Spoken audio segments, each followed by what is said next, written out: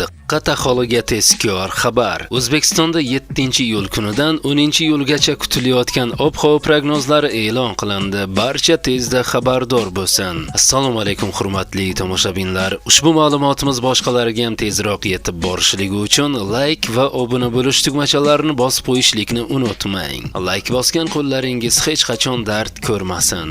Diqqat qiling. Qoraqalpog'iston Respublikasi va Xorazm viloyatlarida havo biroz bulutli, ba'zi joylarda o'zgaruvchan bo'ladi. Yog'ingarchilik kutilmaydi. Harorat kechasi 20-25 daraja, kunduz 7-8-iyul kunlar 36-41 daraja bo'ladi. 9-10-iyul kunlar 37-42 daraja bo'ladi. Buxoro va Navoiy viloyatlarida havo biroz bulutli, ba'zi joylarda o'zgaruvchan bo'ladi. Yog'ingarchilik kutilmaydi. Harorat kechasi 22-27 daraja, kunduz 7-8-iyul kunlar 36-41 daraja bo'ladi. 9-10-iyul kunlar 37-42 darajagacha ko'tariladi. Toshkent, Sirdaryo, Jizzax va Samarqand viloyatlarida havo biroz bulutli, ba'zi joylarda o'zgaruvchan bo'ladi. Yog'ingarchilik kutilmaydi. Harorat kechasi 22-27 daraja, kunduz 35-40 daraja bo'ladi. Qashqadaryo va Surxondaryo viloyatlarida havo biroz bulutli, ba'zi joylarda o'zgaruvchan bo'ladi. Yog'ingarchilik kutilmaydi.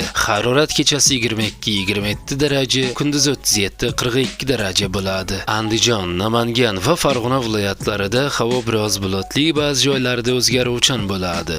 Yog'ingarchilik kutilmaydi. Harorat kechasi 7-8-iyul kunlari 20-25 daraja, 9-10-iyul kunlari 22-27 daraja, kunduz 7-iyul kuni 33-38 daraja, 8-10-iyul kunlari 35-40 daraja bo'ladi. Respublikaning tog'oldi va tog'li hududlarida havo o'zgaruvchan bo'ladi. Vaqti bilan qisqa muddatli yomg'ir yog'adi, momaqaldiroq kuzatilishi mumkin. Harorat kechasi 15-20 daraja, kunduz 23-28 daraja bo'ladi, deyiladi xabarda. Hurmatli tomoshabinlar, shu va shu kabi yangiliklardan tez-tez xabardor bo'lib turishni istasangiz, video ostidagi like va obuna bo'lish tugmachalarini bosib qo'yishlikni unutmang.